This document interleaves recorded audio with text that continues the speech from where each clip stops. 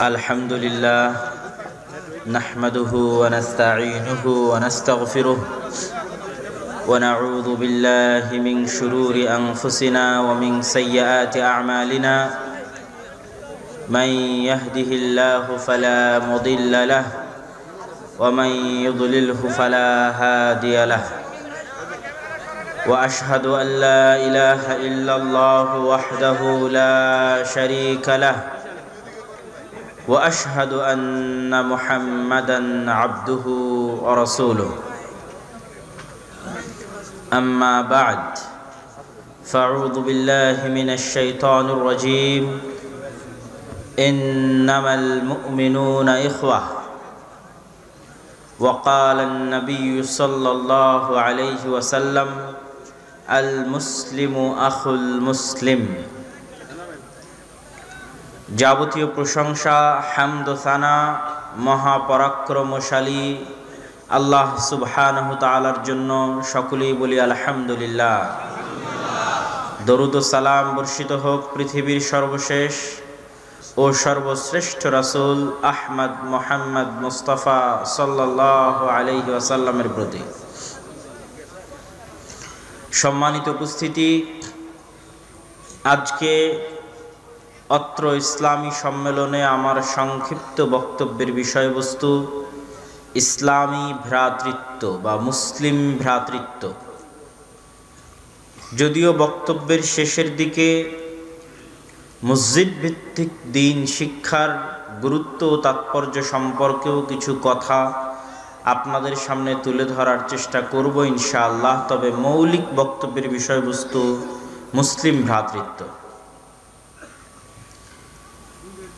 উক্ত বক্তব্যের ভূমিকা স্বরূপ আমাদের বুঝার সুবিধার্থে আমাদের নবী মুহাম্মদ সাল্লাল্লাহু আলাইহি ওয়াসাল্লাম যখন পৃথিবীতে আগমন করেন, যেই মাটিতে আগমন করছেন সেটি আরব উপদ্বীপের মক্কা নগরীতে, মক্কা শহরে। পৃথিবীর ইতিহাস বলে যে মক্কায় কোনোদিন কেন্দ্রীয় শাসন ব্যবস্থা, আরব উপদ্বীপে কোনোদিন কেন্দ্রীয় শাসন ব্যবস্থা প্রতিষ্ঠিত হয়নি, বরং আমাদের নবী যখন নবুয়ত প্রাপ্ত হন তার পূর্ব পর্যন্ত আরব উপদ্বীপে মানুষের ভ্রাতৃত্বের বন্ধন ছিল গোত্রভিত্তিক শাসন ব্যবস্থা ও গোত্রভিত্তিক ভ্রাতৃত্ব। এমনকি এই গোত্রভিত্তিক ভ্রাতৃত্বের কারণে এক গোত্রের সাথে আর এক গোত্রের যুদ্ধ 400 বছর পর্যন্ত চলমান থাকার রেকর্ডও ইতিহাসের পাতায় আছে এই আরব উপদ্বীপে। সামান্য কারণকে লক্ষ্য করে, যে একজনের ছাগল যদি আর একজনের ক্ষেত খেয়ে নিয়েছে, তো এটাকে কেন্দ্র করে যুদ্ধ চলেছে 400 বছর। কয়েক প্রজন্ম এই যুদ্ধে ধ্বংস হয়ে গেছে, কিন্তু যুদ্ধ বন্ধ হয়নি। এরকম এক পরস্পর বিদ্বেষী ও বিরোধী গোত্রভিত্তিক সমাজ ব্যবস্থায় প্রেরিত হয়েছেন মুহাম্মদ সাল্লাল্লাহু আলাইহি ওয়াসাল্লাম। তিনি মদিনাতে যেই কেন্দ্রীয় শাসন ব্যবস্থা প্রতিষ্ঠা করেছিলেন, সেখানে যে মৌলিক দুটা গোত্র যাদেরকে আমরা আনসার হিসেবে চিনি, আউস এবং খাজরাজ, এই দুই গোত্রের মধ্যেও যুগ যুগ ধরে যুদ্ধ চলত। অথচ আউস আর খাজরাজ দুই গোত্রই মুসলমান হয়ে গেছে আনসারি।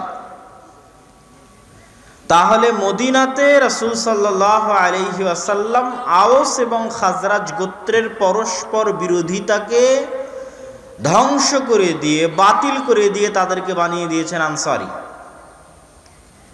আবার মক্কা থেকে যারা তার সাথে মদিনায় হিজরত করেছে, আবু বকর, ওমর, উসমান, আলী রাদিয়াল্লাহু তাআলা আনহুম আজমাইন, এইরকম সাহাবায়ে কেরাম যারা মক্কা থেকে আল্লাহর নবীর সাথে মদিনায় হিজরত করেছে, তাদের সাথেও কোনো গ্রুপিং আল্লাহর নবী তৈরি হতে দেয়নি। আনসার আর মুহাজিরদের মধ্যে এরপরে আনসার এবং মুহাজির মিলে প্রায় 10 বছর বদর, উহুদ, খন্দক, হুদাইবিয়া, মক্কা বিজয় তথা অনেক যুদ্ধ পরিচালিত হয়েছে। মুহাজির এবং আনসার একসাথে যুদ্ধ করেছে ইসলামের জন্য। মক্কা বিজয়ের পর মক্কার যারা আগের কাফের ছিল, এতদিন কাফের ছিল, তারা ইসলাম গ্রহণ করে নিল।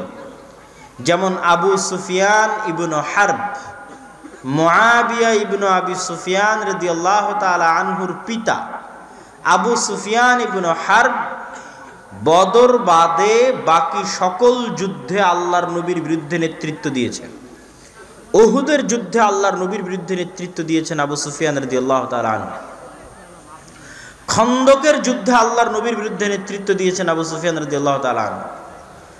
তিনি যখন ইসলাম গ্রহণ করলেন এবং তার মতো এরকম অসংখ্য মক্কার মানুষ, বিশেষ করে কুরাইশরা ইসলাম গ্রহণ করলো, যে কুরাইশরা আল্লাহর নবীকে হত্যা করতে চেয়েছিল।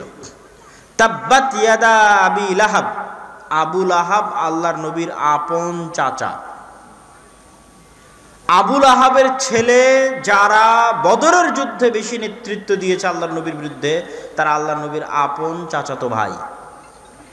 আবু সুফিয়ানের স্ত্রী হিন্দা, যিনিও ইসলাম গ্রহণ করেছিলেন পরবর্তীতে, আল্লাহর নবীর আপন চাচা হামজা রাদিয়াল্লাহু তাআলা আনহুকে হত্যায় তার অবদান ছিল। তো আমি যেটা বুঝাতে চাচ্ছি সেটা হচ্ছে, মক্কা যখন বিজয় হলো তখন আল্লাহর নবীর উপর যারা অত্যাচার করেছে, নির্যাতন করেছে, যুদ্ধ করেছে, ইসলাম ধ্বংসের চেষ্টা করেছে, তারাও ইসলাম গ্রহণ করলো। তাহলে মোটামুটি ব্যাপক গ্রুপ যদি আমরা বলি তাহলে তিনটে। এক, যারা মদিনায় যাদেরকে আল্লাহর নবী একত্রিত করেছিলেন, আওস আর খাজরাজ, 2 গোত্র আনসারি। 2, যারা আল্লাহর নবীর সাথে মক্কা থেকে হিজরত করে চলে গেছিল মদিনাতে, মুহাজির। 3, যারা আগে এতদিন কাফের ছিল, ইসলামের শত্রু ছিল, কিন্তু মক্কা বিজয়ের পর ইসলাম গ্রহণ করে নিয়েছে। এই তিনটা জামাতকে রাসূলুল্লাহ সাল্লাল্লাহু আলাইহি ওয়াসাল্লাম এক কেন্দ্রীয় শাসন ব্যবস্থার অধীনে আবদ্ধ রেখেছেন, এক ভ্রাতৃত্বের বন্ধনে আবদ্ধ রেখেছেন। এবং এই এক ভ্রাতৃত্ব ও এক কেন্দ্রীয় শাসন ব্যবস্থায় তিনি এতটা সফল ছিলেন যে তার পরবর্তীতে আরো 40 বছর আবু বকর, ওমর, উসমান, আলী কোনো প্রকার বিভেদ ও বিতর্ক ছাড়াই একই ভ্রাতৃত্বের বন্ধনে আবদ্ধ থেকে অর্ধ পৃথিবী পর্যন্ত এই বিজয়কে নিয়ে চলে গেছে, যেখানে তার কিছুদিন আগে এই আরবের মানুষেরা গোত্র গোত্র মিলে মারামারি করত। কতদিন? 400 বছর। তাহলে কি সেই ভ্রাতৃত্বের বন্ধন ছিল, যে ভ্রাতৃত্বের বন্ধনে রাসূলুল্লাহ সাল্লাল্লাহু আলাইহি ওয়াসাল্লাম এইরকম শত গোত্রে বিভক্ত, বছরকে বছর মারামারি গন্ডগোল করা একটি জাতিকে এক সুতায় আবদ্ধ করে, এক ভ্রাতৃত্বের বন্ধনে আবদ্ধ করেছিলেন। সেটাই হচ্ছে ইসলামী ভ্রাতৃত্ব, আল উখুওয়া আল ইসলামিয়া, যেটা আজকে আমাদের বক্তব্যের বিষয়বস্তু। আল্লাহ সুবহানাহু তাআলা পবিত্র কোরআন মাজিদে বলছেন, ইন্নামাল মুমিনুনা ইখওয়াহ, এক মুমিন আরেক মুমিনের ভাই। রাসূলুল্লাহ সাল্লাল্লাহু আলাইহি ওয়াসাল্লাম হাদিসে বলছেন, আল মুসলিমু আখুল মুসলিম, এক মুসলিম আরেক মুসলিমের ভাই। তিনি আরো বলেন, আলা ইন্না দিমাআহুম ওয়া আমওয়ালাহুম ওয়া আ'রাদাহুম, নিশ্চয় তাদের অথবা তোমাদের, অন্য বর্ণনা অনুযায়ী বা এক বাক্যে যদি বলি মুসলমানদের 3টা জিনিস, রক্ত, ধন সম্পদ, মান সম্মান, হারামুন আলাইকুম, আরেক মুসলমানের উপর হারাম, কাহুরমাতে ইয়াউমিকুম হাযা ওয়া বালাদিকুম হাযা ওয়া শাহরিকুম হাযা, ওই রকম হারাম যেমন আজকের শহর হারাম, যেমন আজকের মাস হারাম, যেমন আজকের দিন হারাম। আজকের শহর মক্কা হারাম মানে কি? মক্কা হারাম মানে কি? আজকের মাস জুলহিজ্জা মাস হারাম মানে কি? আজকের দিন বিদায় হজ্জের দিন হারাম মানে কি, এটা সহজে বুঝার জন্য আপনাদেরকে বুঝিয়ে বলি। আপনারা যারা হজ অথবা ওমরা করেছেন তারা জানেন হজ ওমরা করার জন্য ইহরামের কাপড় পরিধান করতে হয়। তো এই কাপড়ের নাম ইহরামের কাপড় কি জন্য? এই জন্য ইহরামের কাপড়, ইহরাম বাঁধতে হয়, ইহরামের নিয়াত করতে হয়, এটা ইহরামের কাপড়। তার মানে হচ্ছে ইহরাম পরিধান করার আগে, ইহরাম নিয়াত করার আগে এমন অসংখ্য হালাল কাজ ছিল যা আপনার জন্য হালাল, কিন্তু ইহরামের পরে তা আপনার জন্য হারাম। এই জন্য হারাম থেকে ওই নামটা হচ্ছে ইহরাম, হারাম করে দেওয়া। ইহরাম নামের অর্থ হচ্ছে হারাম করে দেওয়া। যেই কাপড় পরিধান করলে বা যেই নিয়ত করলে অসংখ্য হালাল কাজও হারাম করে হয়ে যায়। বিবাহ করা হালাল, ইহরাম অবস্থায় হারাম। নখ কাটা হালাল, ইহরাম অবস্থায় হারাম। চুল কাটা হালাল, ইহরাম অবস্থায় হারাম। স্ত্রীর সাথে সাংসারিক জীবনে যাওয়া হালাল, ইহরাম অবস্থায় হারাম।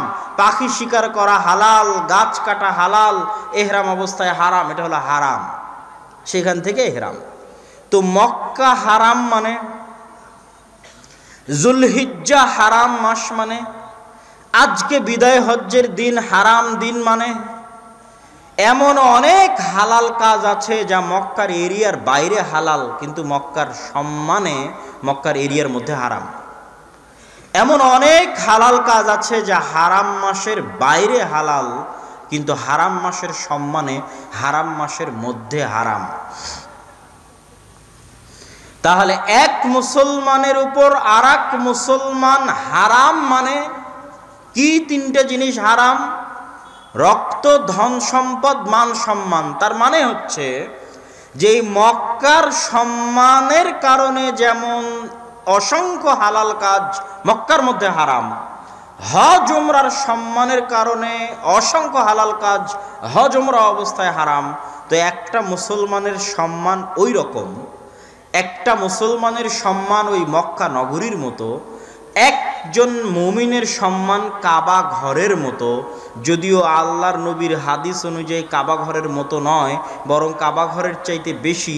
যে হাদিসে রাসূলুল্লাহ সাল্লাল্লাহু আলাইহি ওয়াসাল্লাম বলছেন, লাহাদামুল কাবা আহওয়ানু ইনদাল্লাহ, কাবা ঘর ধ্বংস হয়ে যাওয়া আল্লাহর নিকটে হালকা গুনাহ। কিসের তুলনায় হালকা গুনাহ? কাবা ঘর ধ্বংস হওয়া তো কখনোই হালকা গুনাহ নয়।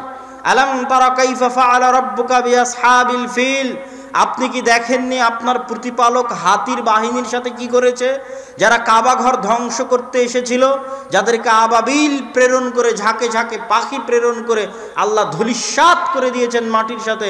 কাবা ঘর ধ্বংস করা ছোটখাটো কোনো গুনাহ নয়, অনেক বড় গুনাহ। কিন্তু লাহাদামুল কাবা আহওয়ানু ইনদাল্লাহ, কিন্তু কাবা ঘর ধ্বংস হওয়া আল্লাহর নিকটে অনেক হালকা গুনাহ। কিসের তুলনায়? একজন নিরপরাধ মুমিন মুসলিমকে হত্যা করার তুলনায়।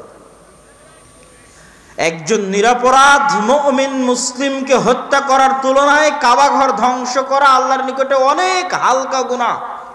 আর কাবা ঘর ধ্বংস করার চাইতে বেশি ভয়াবহ, বেশি ভয়ঙ্কর গুনাহ হচ্ছে একজন নিরপরাধ মুমিন মুসলিমকে হত্যা করা।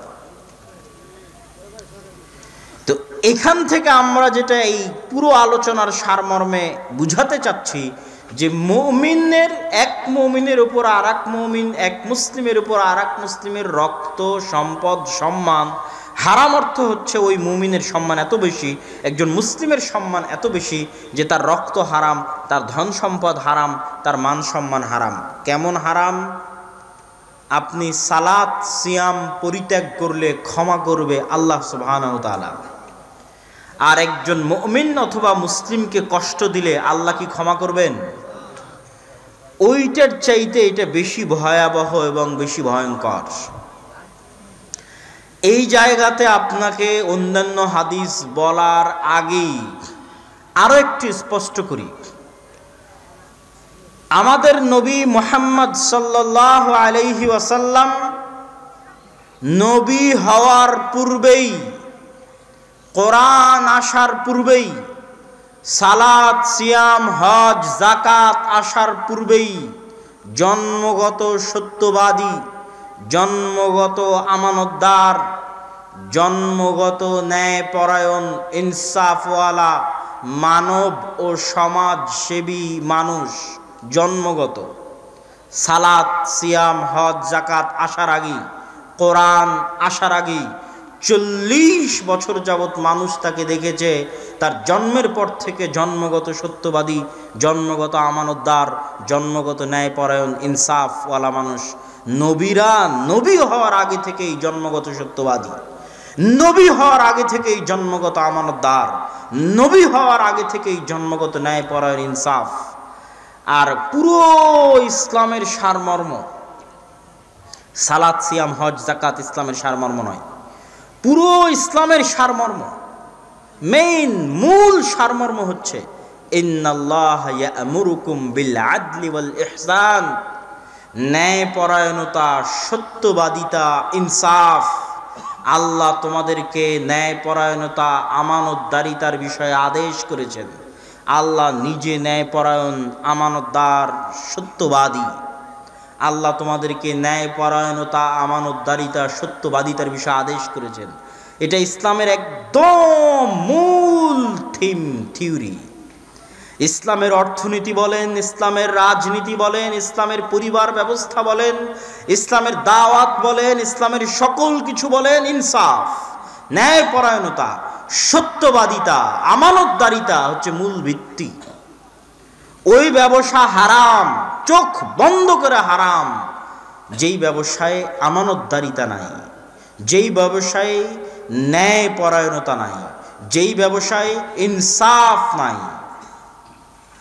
আর আজকে আমরা মুসলমানেরা সালাতকে গুরুত্ব দিয়েছি ঠিকই, সিয়াম, হজ, জাকাতকে গুরুত্ব দিয়েছি ঠিকই, কিন্তু যে হাজি হজ করতে গেছে সে তার জীবনে চরম দুর্নীতিবাজ।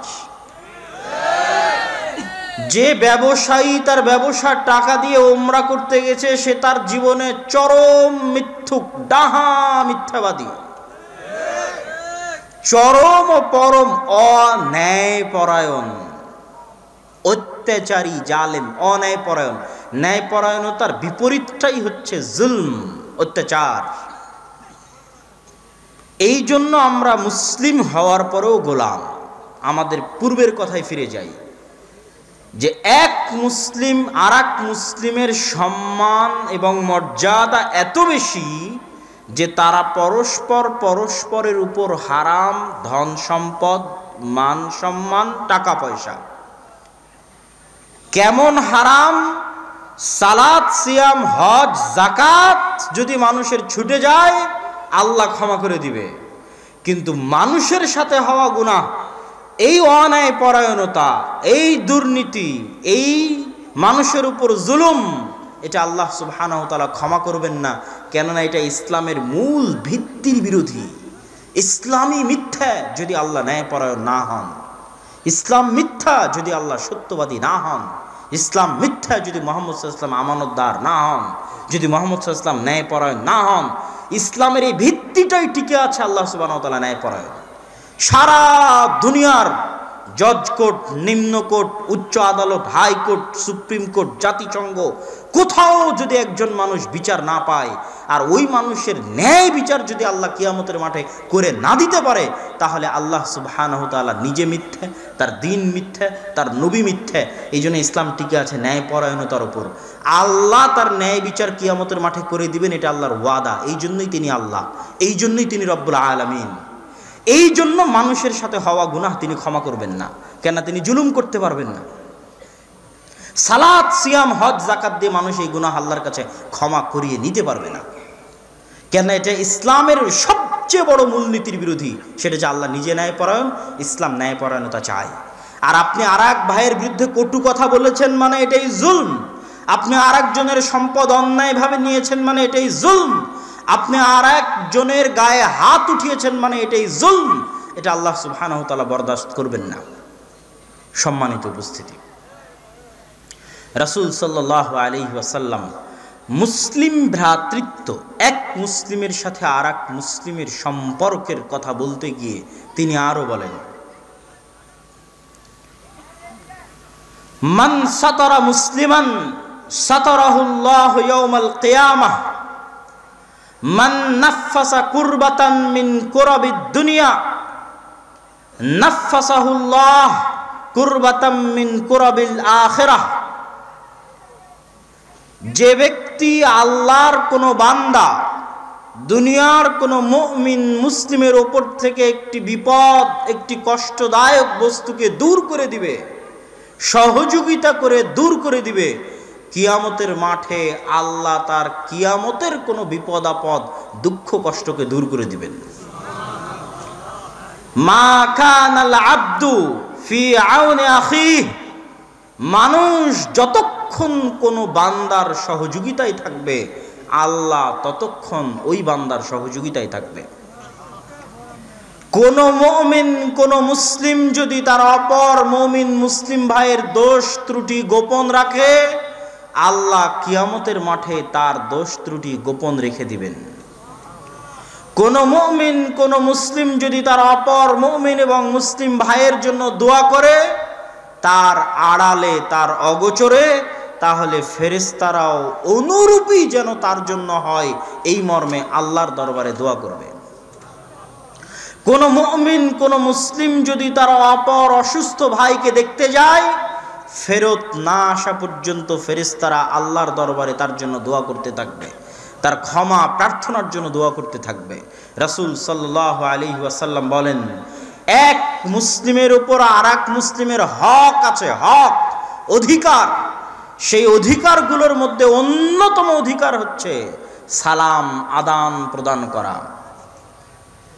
তোমরা ততক্ষণ পর্যন্ত জান্নাতে প্রবেশ করতে পারবে না হাত্তা তুমিনু, যতক্ষণ না তোমরা ঈমান আনয়ন করো, আর তোমরা ততক্ষণ পর্যন্ত ঈমান আনয়ন করতে পারবে না হাত্তা তাহাব্বু, যতক্ষণ না তোমরা পরস্পরকে ভালোবাসো। আওয়ালা আদুল্লুকুম, আমি কি তোমাদেরকে এমন একটি বিষয় বলে দিব না যেটা করলে তোমাদের পরস্পরের মধ্যে ভালোবাসা বাড়বে। আফশুস সালাম বাইরাকুম, তোমরা পরস্পরের মধ্যে সালামের প্রচলন করো, তোমাদের মধ্যে মহাব্বত বাড়বে, ভালোবাসা বাড়বে, এই ভালোবাসা তোমাদেরকে জান্নাতে নিয়ে যাবে। লা ইউমিনু আহাদুকুম হাত্তা ইউহিব্বা লিআখিহি মা ইউহিব্বু লিনাফসিহি, ততক্ষণ পর্যন্ত কোনো মুমিন হতে পারবে না যতক্ষণ না সে তার ভাইয়ের জন্য ওইটাই পছন্দ করে যেটা তার নিজের জন্য পছন্দ করে। আল মুসলিমু মান সালিমাল মুসলিম মিন লিসানিহি ওয়া ইয়াদিহি, ওই ব্যক্তি ততক্ষণ পর্যন্ত মুসলমান নিজেকে দাবি করতে পারবে না যতক্ষণ না তার হাত থেকে, তার জিহ্বা থেকে তার অপর মুসলিম ভাই নিরাপদে না থাকে। ইসলাম শব্দের শাব্দিক অর্থ হচ্ছে সিলম, নিরাপদ, নিরাপত্তা। তাহলে হাত থেকে জিহ্বা থেকে নিরাপদে থাকবে মানে যে তিনটে জিনিস হারাম করলেন আল্লাহর নবী, ধন সম্পদ হারাম করলেন, রক্ত হারাম করলেন, মান সম্মান হারাম করলেন, এই তিনটে জিনিস ক্ষতি করা হয় হাত দিয়ে আর জিহ্বা দিয়ে। মান সম্মানের ক্ষতি করা হয় জিহ্বা দিয়ে, আর হত্যা করা হয়, ধন সম্পদ লুটে নেওয়া হয় হাত দিয়ে। এই জন্য তিনি বলছেন আল মুসলিমু মান সালিমাল মুসলিম, মুসলিম সেই, মুসলমান নিজেকে দাবি করতে পারবে সেই যার হাত থেকে এবং যার জিহ্বা থেকে অপর মুসলিম নিরাপদে থাকে। এরকম কত শত হাদিসের ভান্ডারে। আর আল্লাহ সুবহানাহু ওয়া তাআলা পবিত্র কোরআন মাজিদে এক মুসলিমের সাথে আর এক মুসলিমের ভ্রাতৃত্বের বন্ধন আবদ্ধ করে দিয়েছেন, এক মুমিনের সাথে আর এক মুমিনের ভ্রাতৃত্বের বন্ধন আবদ্ধ করে দিয়েছেন। এই ভ্রাতৃত্বই আনসার আর মুহাজিরদের মধ্যে ভ্রাতৃত্ব, এই ভ্রাতৃত্বই আউস ও খাজরাজ গোত্রের মধ্যে ভ্রাতৃত্ব, এই ভ্রাতৃত্বই আনসার মুহাজির এবং ফাতহে মক্কার পরে যারা ইসলাম গ্রহণ করেছে তাদের মধ্যে ভ্রাতৃত্ব। এটা আপনাকে 2 মিনিট বাস্তবে দেখাই। 1400 বছর আগে রাসূলুল্লাহ সাল্লাল্লাহু আলাইহি ওয়াসাল্লামের যুগে এই ভ্রাতৃত্বের বাস্তব নমুনা। কাসা রাজুলুম মিনাল মুহাজিরিন রাজুলাম মিনাল আনসার, মুহাজিরদের একজন আনসারদের একজন ব্যক্তির গায়ে আঘাত করলো। তখন ওই মুহাজির বলছে ইয়া আলাল মুহাজিরিন, আরে আনসার বলছে ইয়া আলাল আনসার। মুহাজিরদের একজন আনসারকে আঘাত করলে আনসার চিৎকার করে বলে উঠলে আনসারীরা তোমরা কোথায়, দেখো মুহাজির আমাকে মারছে।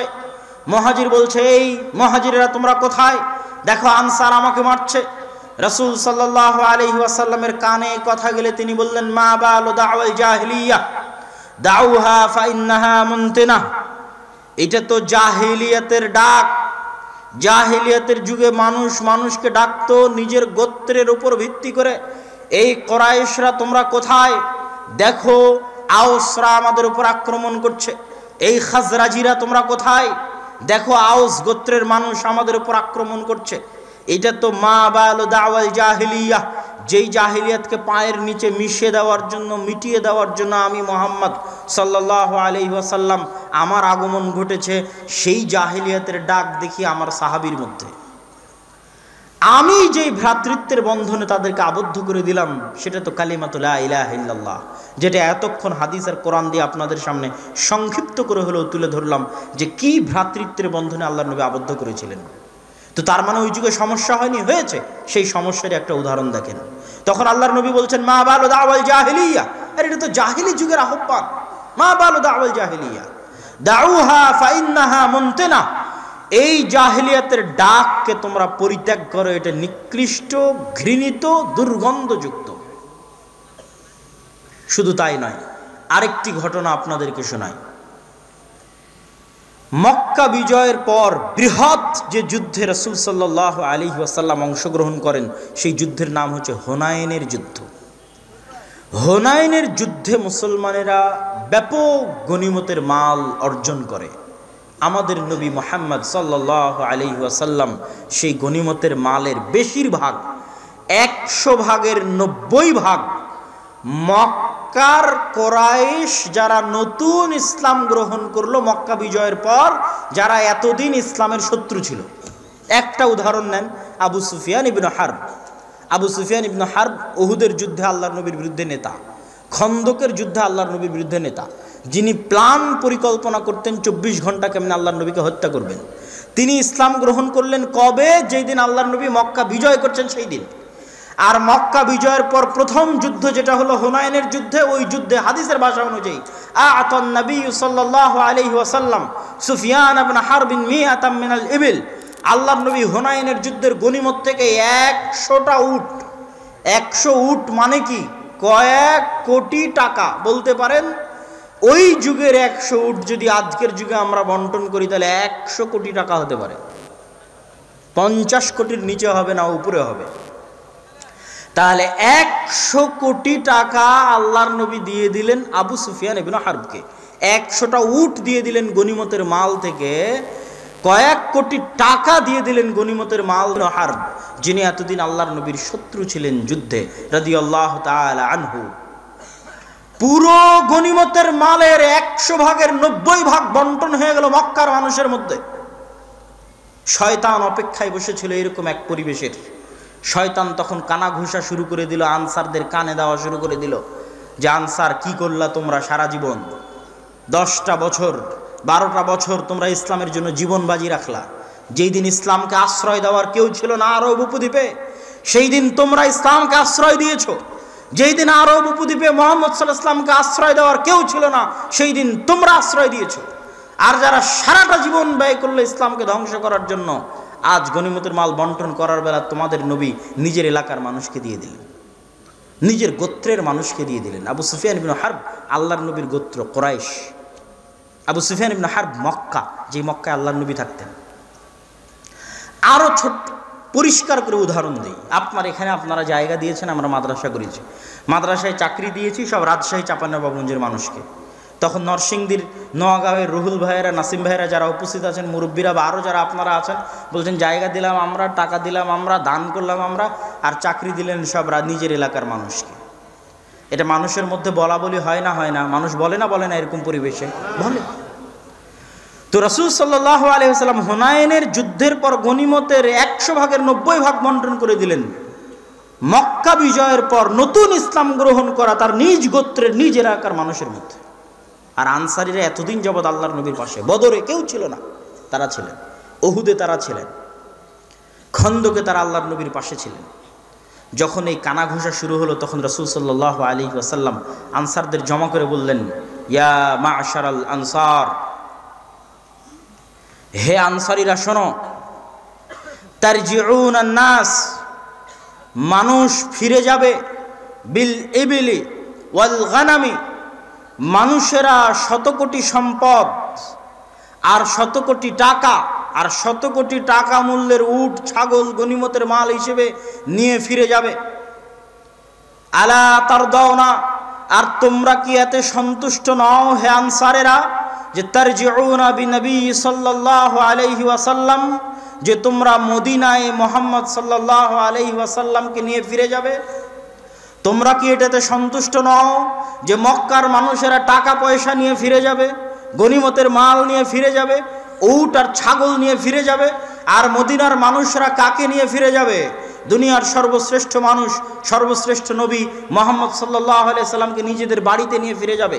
ইলা রিহালিকুম তারজিউনা ইলা রিহালিকুম, তোমাদের বাড়িতে নিয়ে যাবে। আমার জন্মস্থান মক্কা, আমার বাড়ি মক্কা, আমার আত্মীয় স্বজন মক্কা, আমার রক্ত মক্কা, কিন্তু মক্কার মানুষ ধন সম্পদ নিয়ে ফিরে গেলেও আমি ফিরে যাব মদিনার আনসারীদের সাথে মদিনায়। আর মক্কা বিজয় হওয়ার পরও আল্লাহর নবী মদিনা থেকে মক্কায় আসেননি থাকার জন্য, তিনি মদিনাতেই মারা গেছেন, মদিনাতেই তার কবর হয়েছে। তিনি আরো বলতে থাকলেন, শোনো লাউলাল হিজরা ইয়া মাশারাল আনসার, হে আনসারীরা শোনো, যদি হিজরত না থাকতো লাকুনতু মিনাল আনসার, হিজরত না থাকতো মানে মুহাম্মদ সাল্লাল্লাহু আলাইহি ওয়াসাল্লাম নিজেও মুহাজির, তিনি হিজরত করেছেন মক্কা থেকে মদিনায়। যদি হিজরত না থাকতো তাহলে শোনো আনসারীরা, আমি মুহাম্মদ আনসারীদের অন্তর্ভুক্ত হতাম। আল্লাহুম্মা রহমিল আনসার আবনাইল আনসার, হে আল্লাহ আপনি আনসারীদের উপর দয়া করুন, রহম করুন, আনসারীদের সন্তান সন্ততিদের উপর, তাদের সন্তান সন্ততিদের উপর দয়া করুন, রহম করুন।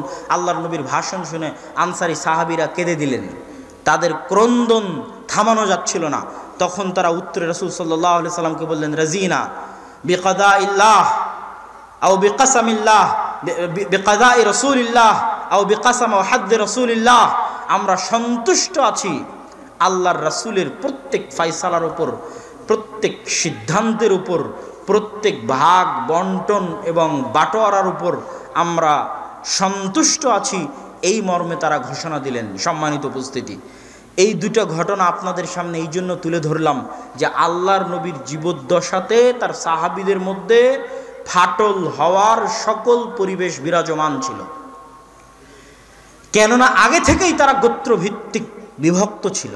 এই গোত্রভিত্তিক বিভক্ত মানুষগুলোকে, আবার আনসারি মুহাজির হিসেবে বিভক্ত মানুষগুলোকে, আবার ফাতহে মক্কার পর নতুন মুসলিম হওয়া, আগের কাফের নতুন মুসলিম হওয়া কুরাইশদেরকে, এই তিন ধরনের ভিন্ন ধরনের মানুষদেরকে তিনি এক ভ্রাতৃত্বের বন্ধনে আবদ্ধ করে রেখেছিলেন। সেটাই ইসলামী ভ্রাতৃত্ব, সেটাই মুসলিম ভ্রাতৃত্ব। কিন্তু আজকে দুঃখজনক হলেও সত্য, আজকে আফসোসজনক হলেও সত্য যে আজকে মুসলমানেরা সেই মৌলিক ভ্রাতৃত্বের বন্ধনকে ভুলতে বসেছে, এবং এই মৌলিক ভ্রাতৃত্বের বন্ধনের বিপরীতে সবচেয়ে শক্তিশালী ভয়ঙ্কর আকীদা এবং বিশ্বাস হচ্ছে জাতীয়তাবাদ, ন্যাশনালিজম। এই জাতীয়তাবাদ, ন্যাশনালিজম মুসলমানদের ইসলামী ভ্রাতৃত্বের আকীদাকে ধ্বংস করে দিয়েছে, মুসলিম ভ্রাতৃত্বের বিশ্বাসকে ধ্বংস করে দিয়েছে। কি সেই ন্যাশনালিজম, কি সেই জাতীয়তাবাদ? আজকে যখন ফিলিস্তিনে 20 থেকে 25 হাজার মুসলমানদের হত্যা করা হয়, তখন পৃথিবীর অধিকাংশ মুসলিম দেশগুলো ভাবে যে ওখানে তো ফিলিস্তিনি মারা যাচ্ছে, বাংলাদেশি মারা যাচ্ছে না, ওখানে তো ফিলিস্তিনি মারা যাচ্ছে, পাকিস্তানি মারা যাচ্ছে না, ওখানে তো ফিলিস্তিনি মারা যাচ্ছে কুয়েতি, কাতারি, সৌদি, দুবাই, ইয়ামানি, মিশরি, তারা তো মারা যাচ্ছে না। কে মারা যাচ্ছে? মারা যাচ্ছে ফিলিস্তিনি। সুতরাং এখানে আমার কোনো দায়িত্ববোধ নাই, এখানে আমার কোনো চিন্তা ভাবনা নাই, কেননা আমার দেশের নাগরিক মারা যাচ্ছে না। এই যে জাতীয়তাবাদের উপর ভিত্তি করে মুসলমানিত্বের যে ভালোবাসা, সেটাকে যে ধ্বংস করে দেওয়া হয়েছে, ধূলিসাৎ করে দেওয়া হয়েছে, এই জাতীয়তাবাদের উপর ভিত্তি করে এটা চরম পরম ভয়ঙ্কর ইসলাম বিদ্বেষী এবং ইসলামের আকীদা বিরোধী একটি চিন্তা ভাবনা, একটি থিওরি হচ্ছে ন্যাশনালিজম, জাতীয়তাবাদ। এই জাতীয়তাবাদের বিরুদ্ধে বলতে গিয়ে পাকিস্তানের অন্যতম একজন বিখ্যাত কবি, যাকে অনেকে আল্লামা নামে উপাধি দিয়ে থাকেন, কবি ইকবাল, তিনিও এক সময় চরম জাতীয়তাবাদী ছিলেন, ন্যাশনালিস্ট ছিলেন, কট্টর। যখন তিনি কবিতা লিখেছিলেন, সারে জাহাঁ সে আচ্ছা হ্যায় হিন্দুস্তা হামারা, হাম বুলবুল হ্যাঁ ইসকে ইয়ে গুলসিতা হামারা, কে পুরো পৃথিবীর মধ্যে আমার হিন্দুস্তান হচ্ছে সর্বশ্রেষ্ঠ, আমার ভারত হচ্ছে সর্বশ্রেষ্ঠ।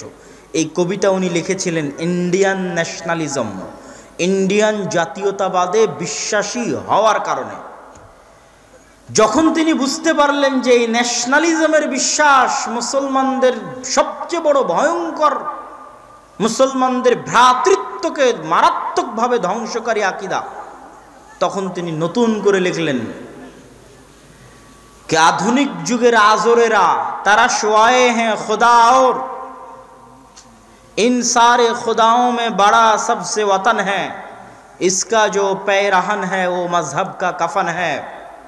आजकेर आधुनिक जुगेर आजोरेरा, आजोर माने इब्राहिम आलैहिस सालामेर पिता आजोर, 5000 বছর আগের आजोर बानातो मूर्ति, और आधुनिक जुगेर आजोरेरा बानिয়েছে नतून एक मूर्ति। এই আধুনিক যুগের আজরেরা যে মূর্তিগুলো তৈরি করেছে, এই মূর্তিগুলোর মধ্যে সবচেয়ে বড় ভয়ঙ্কর ইসলাম বিরোধী মূর্তি, যেই মূর্তির পূজা সারা বিশ্বের মুসলমানেরা করতেছে, যেই মূর্তির পূজা সারা বিশ্বের মুসলমানেরা করতেছে, সবচেয়ে ভয়ঙ্কর আকীদা। এবং যত মূর্তি আধুনিক যুগে তৈরি হয়েছে তার মধ্যে সবচেয়ে বড় ভয়ঙ্কর মূর্তি হচ্ছে ওয়াতান, নিজের মাতৃভূমিকে বেশি ভালোবাসা এবং মাতৃভূমির উপর ভিত্তি করে পরস্পরের পরিচয় এবং ভালোবাসা, ভ্রাতৃত্বের বন্ধন তৈরি করা। এটা হচ্ছে এই যুগের আজরদের তৈরি করা সবচেয়ে বড় মূর্তি। ইসকা जो पैरहन है वो मजहब का कफन है। এই আধুনিক যুগের এই ন্যাশনালিজমের যে মূর্তি, জাতীয়তাবাদের যে মূর্তি, এই মূর্তির যে জামা কাপড়, এই জামা কাপড় ইসলামের কাফন। এটা ইসলামের এত বিরোধী যে কবি ইকবাল বলছেন এটা ইসলামের কাফন, এত ভয়ঙ্কর, এত ন্যাক্কারজনক, এত জঘন্য একটি আকীদা এবং বিশ্বাস হচ্ছে এটা। তারপরে তিনি আরও অনেক লম্বা আলোচনা করেছেন। তিনি এটাও বলেছেন যে আমাদের নবী মুহাম্মদ সাল্লাল্লাহু আলাইহি সাল্লাম নিজে মাতৃভূমি পরিত্যাগ করেছে। মাতৃভূমি পরিত্যাগ করা হচ্ছে সুন্নাত। মাতৃভূমির উপর ভিত্তি করে পরিচয় নির্ধারণ করা নয়, বরং মাতৃভূমি দ্বীনের জন্য ছেড়ে দেওয়া সুন্নাত। মুসলমানের ভ্রাতৃত্ব নির্ধারিত হবে দ্বীনের উপর ভিত্তি করে, কালেমা লা ইলাহা ইল্লাল্লাহর উপর ভিত্তি করে। সম্মানিত উপস্থিতি, আজকে সবচেয়ে আফসোসের সাথে বলতে হয়, দুঃখের সাথে বলতে হয় যে আমরা মুসলমানেরা আমাদের এই ভ্রাতৃত্বকে পরিত্যাগ করেছি। কি জন্য পরিত্যাগ করেছি সেটা আপনাদের সামনে তুলে ধরি। যেটা বক্তব্যের মধ্যে একটু ইঙ্গিত দিচ্ছিলাম যে আমরা সালাত, সিয়াম, হজ, জাকাত আদায় করার পরেও চরম মিথ্যুক, চরম অন্যায়পরায়ণ, চরম দুর্নীতিবাজ। ওইটার সাথে এই কথাটাও মিলাম যে যেখানে আল্লাহর নবী তৈরি করে দিলেন মুসলিম ভ্রাতৃত্ব, সেখানে আমরা বানিয়ে নিলাম দেশভিত্তিক ভ্রাতৃত্ব। কি জন্য এটা আসলো? এইটা এসেছে আমাদের দীর্ঘ 200-300 বছরের গোলামির ফলে সংঘটিত হওয়া চারিত্রিক বিকৃতির কারণে। দীর্ঘ 200-300 বছরের গোলামির ফলে তৈরি হওয়া চারিত্রিক বিকৃতি, তৈরি হওয়া চারিত্রিক হীনম্মন্যতা, তৈরি হওয়া চারিত্রিক আত্মসম্মানহীনতা, আত্মমর্যাদাহীনতা, আত্মমর্যাদা বোধ, আত্মসম্মান বোধ থেকে পিছে সরে আসা। উদাহরণ সহ আপনাদেরকে বুঝাই। আল্লাহ সুবহানাহু ওয়া তাআলা পবিত্র কোরআন মাজিদে সূরা বাকারায় ব্যাপকভাবে বানু ইসরাইলের কথা আলোচনা করেছেন। বানু ইসরাইলের ঘটনাবলী, মুসা আর ফেরাউনের ঘটনাবলী কোরআনে যত ব্যাপকভাবে, যত বিস্তারিতভাবে তুলে ধরা হয়েছে, আর পৃথিবীর দ্বিতীয় কোনো নবীর ঘটনা, পৃথিবীর দ্বিতীয় কোনো জাতির ঘটনা পবিত্র কোরআনে সেইভাবে তুলে ধরা হয়নি যেইভাবে বানু ইসরাইলের ঘটনা তুলে ধরা হয়েছে। এই বানু ইসরাইলের চারিত্রিক বিকৃতির নমুনা আপনি সূরা বাকারায় পাবেন। দু একটা নমুনা আপনাকে তুলে ধরি, তাহলে বুঝবেন কেন এই আলোচনা করছি। বানু ইসরাইলদের উপর ফেরাউন যে অত্যাচার করত, সেই অত্যাচারের বর্ণনা আল্লাহ দিয়েছেন। ইযাববিহুনা আবনাকুম ওয়া ইস্তাহয়ুনা নিসাআকুম ওয়া ফী যালিকুম বালাউম মির রাব্বিকুম আযীম। ফেরাউন তোমাদের জীবিত রাখতো তোমাদের কন্যা সন্তানদেরকে আর জবাই করতো তোমাদের পুরুষ সন্তানদেরকে। যেই ফেরাউন তাদের কন্যা সন্তানদের জীবিত রাখতো, পুরুষ সন্তানদের জবাই করতো, ওই ফেরাউনকে তারা নিজের চোখে সাগরে ডুবতে দেখেছে। তারা নিজের চোখে দেখেছে আল্লাহ তাদেরকে বাঁচানোর জন্য সাগরকে ফেড়ে দিলেন। সাগর ফেড়ে সাগরের মধ্যে দিয়ে রাস্তা তৈরি হলো, সেই রাস্তা দিয়ে তারা পার হয়ে আসলো। ফেরাউন ডুবে মারা গেল, এটা তারা নিজে চোখে দেখেছে। নিজে চোখে এত বড় নেয়ামত দেখার পরেও মুসা আলাইহিস সালামের সাথে সাগর পার হওয়ার পর সিনাই মরুভূমিতে গিয়ে মুসা আলাইহিস সালামকে এই কওমই বলছে, এই জাতি বলছে, লান নুমিনা হাত্তা নারাল্লাহ জাহরাতান, মুসা ততক্ষণ পর্যন্ত তোমার আল্লাহর উপর ঈমান আনয়ন করব না যতক্ষণ না তোমার আল্লাহকে নিজে চোখে না দেখছি। নাউজুবিল্লাহ। এর চেয়ে বড় নিজে চোখে দেখা পৃথিবীতে আর কি হতে পারে? যেই ফেরাউন 150-200 বছর যাবত ওদের মেয়ে সন্তানদের বাঁচিয়ে রাখলো, ছেলে সন্তানদের চোখের সামনে জবাই করলো, যেই ফেরাউনকে আল্লাহ ওদের চোখের সামনে সাগরে ডুবিয়ে দিল, যেই ফেরাউনকে ডুবিয়ে দিয়ে সাগরের মধ্যে আস্ত রাস্তা তৈরি করে দিয়ে তাদের বাঁচিয়ে দিল, তারা মুসাকে বলছে লান নুমিনা হাত্তা নারাল্লাহ জাহরাতান, মুসা তোমার আল্লাহর উপর ঈমান আনয়ন করবে না যতক্ষণ না আল্লাহকে সচক্ষে দেখবে। শুধু এখানেই সীমাবদ্ধ নয়, তারা মুসা আলাইহিস সালামকে বলল, এই মরুভূমির মধ্যে পানির ব্যবস্থা নাই, আপনার আল্লাহকে বলেন পানির ব্যবস্থা করে দিতে। ওয়াইয ইসতাসকা মুসা লিকওমিহি ফাকুল নাযরিব বিআসাকাল হাজার ফানফাজারাত মিনহু ইসনাতা আশারাতা আইনা। যখন মুসার কওম মুসাকে বলল পানির ব্যবস্থা নাই, পানির ব্যবস্থা করে দেন, মরুভূমিতে পানির ব্যবস্থা নাই, পাশে যে সাগরে ফেরাউন ডুবে মারা গেছে ওটা লবণাক্ত, ওই পানি খাওয়া সম্ভব নয়, আর সিনাই মরুভূমিতে পানির ব্যবস্থা নাই। আমরা মুসাকে বললাম আপনার লাঠি দিয়ে পাথরে আঘাত করেন, ফানফাজারাত মিনহু ইসনাতা আশারাতা আইনা, পাথর থেকে 12টি ঝর্ণাধারা তৈরি হলো। 12টা কেন? ইয়াকুব আলাইহিস সালামের 12 সন্তান ছিল। ইয়াকুব আলাইহিস সালামের পরে ইউসুফ আলাইহিস সালাম মিশরে এসেছিলেন, তারপরে ইয়াকুব আলাইহিস সালাম 70 সদস্য নিয়ে মিশরে এসেছিলেন। ইউসুফ আলাইহিস সালামের মৃত্যুর 400 বছর পর মুসা আলাইহিস সালামের আগমন, 250-300 বছর পর মুসা আলাইহিস সালামের আগমন। ইউসুফ থেকে মুসার মধ্যবর্তী 300 বছর এরা ছিল গোলাম, ফেরাউনের গোলাম। তো ওই 12 সন্তানের 12 বংশধরের জন্য ঝর্ণা তৈরি হলো, ঠিক আছে, পানির ব্যবস্থা হলো, খাবারের ব্যবস্থা নাই। আল্লাহ জান্নাত থেকে তাদের জন্য খাবার পাঠালেন, মান্নার সালওয়া। মান্না সালওয়া কি ভাই? আজকের আধুনিক যুগের সবচেয়ে দামি মাশরুম, যেটার 1 কেজির দাম বাংলাদেশি টাকায় 5 লক্ষ থেকে 4 লক্ষ টাকা। 1 কেজি মাশরুমের দাম বর্তমান পৃথিবীর সবচেয়ে দামি মাশরুম, সেটা হচ্ছে মান্না সালওয়া। আর এক ধরনের পাখি আসতো আসমান থেকে, তাদের গাছে বসতো, ওই পাখিকে তারা জবাই করে খেত।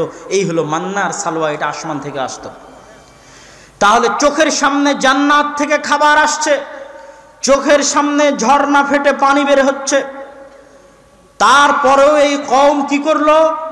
মুসা আলাইহিস সালাম যখন ওয়াইদ ওয়া'আদনা মুসা 40 লাইলা, মুসা আলাইহিস সালাম যখন 40 রাত 40 দিনের জন্য তুর পাহাড়ে আল্লাহর ইবাদত করতে চলে গেল, ফাত্তাখাযতুমুল ইজলা, তখন এরা আল্লাহর ইবাদত বাদ দিয়ে বাছুরের পূজা করা শুরু করলো। এই কওম চোখের সামনে। শুধু তাই নয়, চোখের সামনে ঝর্ণা দিয়ে পানি বের হওয়ার পরও, চোখের সামনে জান্নাত থেকে খাবার আসার পরেও তারা মুসা আলাইহিস সালামকে বলল, লান নাসবিরা আলা তুআমিন ওয়াহিদিন, মুসা এই প্রত্যেক দিনের এক খাবার ভালো লাগে না, এই প্রত্যেক দিনের মান্না সালওয়া একই আইটেম, সকালে দুপুরে রাতে 7 দিন 10 দিন মাস বছর একই আইটেম ভালো লাগে না। তোমার আল্লাহকে বলো পেঁয়াজ রসুন শসা আদা ডালের ব্যবস্থা করে দিতে। আল্লাহ সুবহানাহু ওয়া তাআলা বললেন, যদি তোমাদের পেঁয়াজ রসুন আদা ডালের দরকার হয় তাহলে পাশেই পবিত্র ভূমি আছে, আল আরদুল মুকাদ্দাসা আল্লাতী কাতাবাল্লাহু লাকুম, পাশেই পবিত্র ভূমি আছে যেটা আল্লাহ তোমাদের জন্য রেখেছে, যাও যুদ্ধ করে বিজয় করো। ওটা খুবই উর্বর জমি, যা চাষ করবা তাই হবে। সিনাই মরুভূমিতে কিছু হবে না। সিনাই মরুভূমি পার হলে ফিলিস্তিন, সিনাই মরুভূমি পার হলে জেরুজালেম, যা লাগাবেন তাই হবে, অনেক উর্বর জমি, সেখানে যাও। তারা উত্তরে কি বলল? ইযহাব আনতা ওয়া রাব্বুকা ফাকাতিলা, মুসা আপনি আর আপনার আল্লাহ গিয়ে যুদ্ধ করেন, আমরা এখানে বসে থাকবো, আপনারা যুদ্ধ করে যেদিন বিজয়ী হবেন সেই দিন আমরা আসবো। বলেন নাউজুবিল্লাহ। এবার কল্পনা করেন এরা কারা? এরা হচ্ছে নবীর সন্তান। কোন নবীর সন্তান? ইয়াকুব আলাইহিস সালামের 12 সন্তানের পরবর্তী বংশধর। কেমনে নবীর সন্তানদের চরিত্র এই পর্যায়ে আসতে পারে যে চোখের সামনে এত বড় বড় নেয়ামত দেখার পরেও, এত দয়া এত রহমত দেখার পরেও আল্লাহর সাথে এত নিমক হারামি? কোন নিম্ন লেভেলের চরিত্র হলে, আত্মমর্যাদাহীন আত্মসম্মানহীন হলে মানুষ এই লেভেলে এই জায়গায় নেমে যেতে পারে? এটার উত্তরই হচ্ছে এই 300 বছরের ফেরাউনের গোলামি ওদের স্বাভাবিক আত্মমর্যাদা আত্মসম্মানকে ধ্বংস করে দিয়েছিল, ওদেরকে হীনম্মন্য গোলাম দাস জাতিতে পরিণত করেছিল। আর গোলামের কোনো আত্মমর্যাদা নাই, আত্মসম্মান নাই, এই জন্য এরা আল্লাহর সাথে এরকম ছেলে খেলা করতে থেকেছে। এই হচ্ছে সারমর্ম। মুসা আলাইহিস সালাতু ওয়াস সালামকে আল্লাহ এদের গোলামি থেকে বাঁচিয়ে ফেরাউনের বাড়িতে মানুষ করেছেন। ফেরাউনের বাড়িতে মুসা আলাইহিস সালাতু ওয়াস সালাম স্বাভাবিক একজন মানুষের যে মর্যাদা, যে সম্মান, যে আত্মসম্মান আত্মমর্যাদা, ওটার উপর বড় হয়েছেন, গোলাম হিসেবে বড় হননি। স্বাভাবিক একজন মান সম্মানিত মানুষ যেভাবে বড় হয় ওইভাবে বড় হয়েছেন। এই জন্য ফেরাউনের প্রাসাদ থেকে বের হয়ে যখন দেখছেন যে একজন বানু ইসরাইলকে ফেরাউনের একজন লোক মারতেছে, তখন তিনিও উঠে ওকে এক থাপ্পড় দিয়ে দিয়েছেন যে এই অন্যায় উনি সহ্য করতে পারেননি। উনি যদি বানু ইসরাইলদের মতো গোলাম থাকতেন জীবনে মারতে পারতেন না, কেননা ওই মারার জাজবা ওনার রক্তে তৈরি হতো না। গোলামের রক্তে এটা আসতে পারে না, দাসের রক্তে এটা আসতে পারে না। ফেরাউনের বাড়িতে স্বাধীন মানুষ হিসেবে বড় হয়েছেন, এই জন্য থাপ্পড় লাগিয়ে দিয়েছেন। গায়রাত কাজ করেছে। কেন অন্যায় করবি? কেন অন্যায়ভাবে আর একজন মানুষকে মারবে? এবার চলে আসেন আমাদের অবস্থা। আমি বহুদিন যাবৎ ভাবতাম যে আল্লাহ সুবহানাহু ওয়া তাআলা কেন পবিত্র কোরআনে এত বিস্তারিত করে বানু ইসরাইলের ঘটনা বলল, আর দুনিয়ার কোনো জাতির ঘটনা এত বিস্তারিত বলেনি। কি আদ, কি সামুদ, কি লুত, 1-2 বাক্যে শেষ করে দিয়েছে। 1-2 বাক্য। আদ, সামুদ, লুত অন্যায় করেছিল, ধ্বংস করে দিয়েছে, 1-2 বাক্যে শেষ। আর ঘটনা বর্ণনা করেছে ডিটেইলস বানু ইসরাইলের কোরআনে। কোরআনের মতো একটা দামি গ্রন্থে যার প্রত্যেকটা বাক্য, প্রত্যেকটা হরফ, প্রত্যেকটা বর্ণ দামি, সেখানে বানু ইসরাইলের ঘটনা দিয়ে পরিপূর্ণ করে রাখা আছে। এটা আগে বুঝতাম না। এখন মুসলমানদের চরিত্র দেখে, ইউরোপ ঘুরে মুসলমানদের অবস্থা দেখে, ফিলিস্তিনে মুসলমানদের উপর অত্যাচার দেখে আমার ব্রেন পরিষ্কার হয়ে গেছে যে আল্লাহ কোরআনে বানু ইসরাইলদের আলোচনা এই জন্যই করেছে যে মুসলমানেরাও একদিন বানু ইসরাইল হয়ে যাবে। স্বভাবে, চাল চরিত্রে, গোলামিতে, দাসত্বে বানু ইসরাইল আর মুসলমানদের মধ্যে কোনো পার্থক্য থাকবে না। যখন এই রেজাল্টটা আমি পৌঁছলাম, তখন আল্লাহর নবীর একটা হাদিসও ব্রেনে চলে আসলো, আরে এটা তো আমার আবিষ্কার করার কিছু নাই, আল্লাহর নবী তো নিজেই বলে গেছে। আল্লাহর নবী নিজে হাদিসে বলে গেছে যে তোমরা বানু ইসরাইলদের মতো হবা 2 জুতার পাটের মতো। এক জুতার পাট আর এক জুতার পাটের সাথে যেভাবে মিলে যায়, আমার উম্মত বানু ইসরাইলের সাথে ওইভাবে মিলে যাবে। বানু ইসরাইলেরা যদি 70 গ্রুপে বিভক্ত হয়ে থাকে, তাহলে আমার উম্মত 70 গ্রুপের চাইতে বেশি ফেরকায় বিভক্ত হবে। বানু ইসরাইলের কোনো ব্যক্তি যদি ওর মায়ের সাথে জেনা করে থাকে, তাহলে আমার উম্মতের একজন লোক মায়ের সাথে জেনা করবে। এইভাবে তোমরা মিলে যাবা, নাউজুবিল্লাহ। তো এটা আমার নতুন করে বের করার কিছু নাই, কিন্তু এটা আমার বুঝার বাকি ছিল, বাস্তবে দেখার বাকি ছিল। এখন আপনি মুসলমানদের দেখেন, ভারতের মুসলমানদের দেখেন, ইউরোপে যারা মুসলমান গেছে তাদের দেখেন, আপনার বাংলাদেশের হুজুরদেরকে দেখেন, আলেম ওলামাদেরকে দেখেন, কিভাবে একজন আরেকজনকে গালাগালি করতেছে, কিভাবে একজন আরেকজনের বিরুদ্ধে মারামারি করতেছে, কিভাবে একজন আরেকজনের বিরুদ্ধে লেখালেখি করতেছে। ন্যূনতম আত্মসম্মান, ন্যূনতম আত্মমর্যাদা থাকলে মানুষ যে ধরনের কথা বলে না, যে ধরনের আচরণ করে না, সেই ধরনের আচরণ সাধারণ মুসলমান তো দূরে থাক, আলেম ওলামারা করতেছে। তাহলে এরা যদি আজকের যুগের বানু ইসরাইল না হয়, কারা আজকের যুগের বা কারা বানু ইসরাইল হবে? স্বভাবে, চাল চরিত্রে বানু ইসরাইল হয়ে গেছে মুসলমানেরা। এই জন্য মুসলমানদের ভাগ্যে বানু ইসরাইলের ভাগ্য মিলে গেছে। কিভাবে? ফেরাউন যেভাবে বানু ইসরাইলদেরকে জবাই করত দিনের বেলা প্রকাশ্যে, পৃথিবীতে কেউ বলার ছিল না, ওইরকম মূল্যহীন হয়ে গেছিল বানু ইসরাইলরা। তো আজকের যারা বানু ইসরাইল, তাদেরকে ওইভাবেই হত্যা করতেছে আজকের ফেরাউনেরা। কেন? ফিলিস্তিনে কি লুকিয়ে হত্যা করা হচ্ছে ভাই? ফিলিস্তিনে কি গোপনে হত্যা হচ্ছে? সারা পৃথিবীর কোটি কোটি মানুষের সামনে, কোটি কোটি মানুষের সামনে। গতকাল ফিলিস্তিনি একজন তরুণী তার ভিডিও দিয়েছে যে তারা আগে ভিডিও দিত ভাই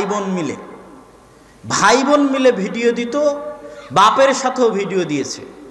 আর এখন ভিডিও দিয়ে বলতেছে এই যে এটা আমার ভাইয়ের কবর, আমার ভাই মরে গেছে, যে ভাই আমার সাথে আপনাদেরকে ভিডিও দিত।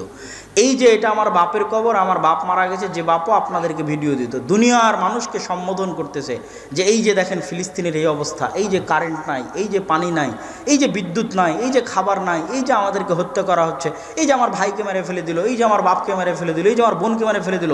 লক্ষ লক্ষ মানুষ দেখতেছে, সারা বিশ্বের মুসলমানেরা দেখতেছে, মুসলিম দেশগুলো দেখতেছে, সারা বিশ্বের কাফের মুশরিকেরা দেখতেছে, ইহুদি খ্রিস্টানেরা দেখতেছে, বিবিসিতে দেখতেছে, আল জাজিরাতে দেখতেছে, কিন্তু কথা বলার কেউ নাই। তাহলে আমরা যদি ওই যুগের বানু ইসরায়েল না হইতে এর চেয়ে বড় উদাহরণ কি নিবেন? সেই যুগের ফেরাউনের কথা আল্লাহ কোরআনে বলছে যে ও জীবিত জবাই করে দিত পুত্র সন্তানকে চোখের সামনে। তারা তো জীবিত আমাদের শিশু বাচ্চাদেরকে হত্যা করতেছে সারা পৃথিবীর চোখের সামনে, কেউ বলার নাই। তাহলে আমরা বানু ইসমাইল কিন্তু হয়ে গেছি বানু ইসরাইল। কেন? আমাদের স্বভাব চরিত্র, চাল চরিত্রের কারণে আল্লাহ বানিয়ে দিয়েছে। মুসলমানদের এই স্বাভাবিক চাল চরিত্র বিকৃত হলো কখন? একই কারণ, সেম কারণ। ঠিক যেভাবে 200-300 বছরের গোলামিতে, 200-300 বছরের ফেরাউনের গোলামিতে বানু ইসরাইলের স্বভাব নষ্ট হয়ে গেছিল, ঠিক তেমনি 200 বছরের কলোনিয়াল সিস্টেমের গোলামিতে আমাদের চরিত্র বিকৃত হয়ে গেছে। ভাই আমরা 200-250 বছর থেকে গোলাম। আপনি মনে করেন না যে আমরা স্বাধীন হয়েছি? যেই দিন থেকে ব্রিটিশরা এই দেশে প্রবেশ করেছে 1757 সালের 23শে জুন, সেই দিন থেকে আজ 2023 পর্যন্ত গোলাম আমরা। তাহলে কতদিনের গোলামি? প্রায় 200 থেকে 250 বছরের গোলামি। তো ওই 1757 23শে জুনে যে মুসলমানেরা এই দেশে বসবাস করতো, ওর আত্মমর্যাদা ছিল, ওর আত্মসম্মান ছিল, ওর দাপট ছিল, ওর ক্ষমতা ছিল, ওর সাহস ছিল, আর আমানতদারিতা ছিল, ন্যায়পরায়ণতা ছিল। আর 300 বছরের গোলামে আমাদের স্বভাব এত খারাপ হয়ে গেছে যে হুজুরে হুজুরে মারামারি লেগে যাবে, স্টেজে মারামারি লেগে যাবে, স্টেজে যদি মারামারি লাগিয়ে দেন তো মারামারি লেগে যাবে। এই হচ্ছে আমাদের স্বাভাবিক চরিত্রের বিকৃতি গোলামির কারণে। যে একটা উদাহরণ দিলাম। আর কবি ইকবালের ওই বাক্য তো আছেই যে সবক ফিরসে পড় আদালত কা, সাদাকত কা, শুজাআত কা। এ মুসলমানেরা, তোমরা নতুন করে সত্যবাদিতা শিখো, যেই সত্যবাদিতা তোমাদের নবীর জন্মগত বৈশিষ্ট্য ছিল। তোমরা নতুন করে ন্যায়পরায়ণতা শিখো, যেই ন্যায়পরায়ণতা তোমাদের নবী হওয়ার আগে জন্মগত ন্যায়পরায়ণ ছিল। তোমরা নতুন করে আমানতদারিতা শিখো, তোমাদের নবী জন্মগত আমানতদার ছিলেন। তোমরা নতুন করে সাহসিকতা শিখো, তোমাদের নবী জন্মগত সাহসী ছিলেন। আর তোমাদের সালাত সিয়াম হজ যাকাত থাকার পরেও তোমরা মিথ্যুক, তোমরা দুর্নীতিবাজ, তোমরা চরম অন্যায়পরায়ণ। এই জন্য আল্লাহ তোমাদেরকে গোলাম বানিয়ে দিয়েছে। তোমরা নতুন করে সত্যবাদিতা আমানতদারিতা শিখো, আল্লাহ তোমাদেরকে পুনরায় দুনিয়ার নেতৃত্ব দিয়ে দিবেন। আপনি যান, এই 3টে জিনিস পরীক্ষা করেন। একটা মসজিদ ধরেন, মসজিদ কমিটি ধরেন, মসজিদের ইমাম মুয়াজ্জিন ধরেন, ওই মসজিদে সালাত আছে, সিয়াম আছে, জাকাত আছে, মসজিদের মুসল্লি হজ করে এসেছে, কি নাই? সত্যবাদিতা নাই, আমানতদারিতা নাই, ন্যায় পরায়ণতা নাই। হয় কমিটি ইমামের উপর জুলুম করছে, না হয় ইমাম মুয়াজ্জিনের উপর জুলুম করছে, না হয় কেউ কারো নামে সত্য মিথ্যা কথা বলছে, না হয় কেউ টাকা মেরে নিয়ে আমানতদারিতার খেয়ানত করতেছে। মাদ্রাসায় যান, মাদ্রাসায় গিয়ে মাপেন, সালাত আছে, সিয়াম আছে, হজ আছে, জাকাত আছে, কি নাই? আমানতদারিতা নাই, ন্যায় পরায়ণতা নাই, সত্যবাদিতা নাই। ইসলামী দলে যান, ইসলামী সংগঠনে যান, কি আহলে হাদিস, কি সালাফি, কি নন আহলে হাদিস, কি হানাফি, ইসলামী দল সংগঠনে যান, গিয়ে দেখেন সালাত সিয়াম হজ জাকাত আছে, কি নাই? আমানতদারিতা নাই, ন্যায় পরায়ণতা নাই, সত্যবাদিতা নাই, সাহসিকতা নাই, চামচামি আছে, চাটুকারি আছে, দুর্নীতি পরায়ণতা আছে, মিথ্যাবাদিতা আছে, অসাহসিকতা আছে। এদেরকে দিয়ে কোনোদিন পৃথিবী বিজয় হবে না। গোলাম ইবনু গোলাম, দাসের ছেলে দাস, এভাবে গোলামি করে পার হয়ে যাবে। এই চারিত্রিক বিকৃতি গোলামি থেকে এসেছে। আমাদের স্বাভাবিক চরিত্র এরকম ছিল না, গোলামি করতে করতে এই চরিত্র এসেছে। কেন? ব্রিটিশদের আজীবনের রুল ছিল ডিভাইড অ্যান্ড রুলস, ভাগ করো আর শাসন করো। এই ভাগ করো আর শাসন করোতে স্বাভাবিক চারিত্রিক বিকৃতি ঘটেছে। আমাদের যেমন ব্রিটিশরা শাসন করেছে, ঠিক আমাদের হাজার হাজার মাইল দূরের ভাই আফ্রিকার মুসলমানদেরকে কারা শাসন করেছে? এখনো শাসন করছে। ফ্রান্স, ইতালি, স্পেন আজও শাসন করছে। আফ্রিকার মুসলিম দেশগুলো আজও নিজের টাকা নিজের কেন্দ্রীয় ব্যাংকে রাখতে পারবে না, ফ্রান্সের কেন্দ্রীয় ব্যাংকে রাখতে হবে। আজও একটা অস্ত্র কিনতে পারবে না ফ্রান্সের অনুমতি ছাড়া, স্বাধীন দেশ। আজও পররাষ্ট্রনীতি ঠিক করতে পারবে না ফ্রান্সের অনুমতি ছাড়া, গোলাম। এই যে সামারি, সারমর্মটা এটা চোখ দিয়ে বুঝলাম কখন, মদিনায় আমার আফ্রিকার বন্ধুরা ফরাসি ভাষায় কথা বলে, মানে তাদের আরবির পরে সেকেন্ড ল্যাঙ্গুয়েজ হচ্ছে ফরাসি। এটা আমার ব্রেনে ধরতো না। তো ইউরোপ সফর করার পর বুঝলাম, আরে আমরা বাঙালিরা ইংরেজি বলি কেন? আমরা ইংরেজি বলি এই জন্য যে আমরা গোলাম ছিলাম ব্রিটিশের। গোলাম ইবনে গোলাম, দাস ইবনে দাস, আজীবন ব্রিটিশের গোলামি করেছে, এই জন্য আমাদের সেকেন্ড ল্যাঙ্গুয়েজ ইংরেজি।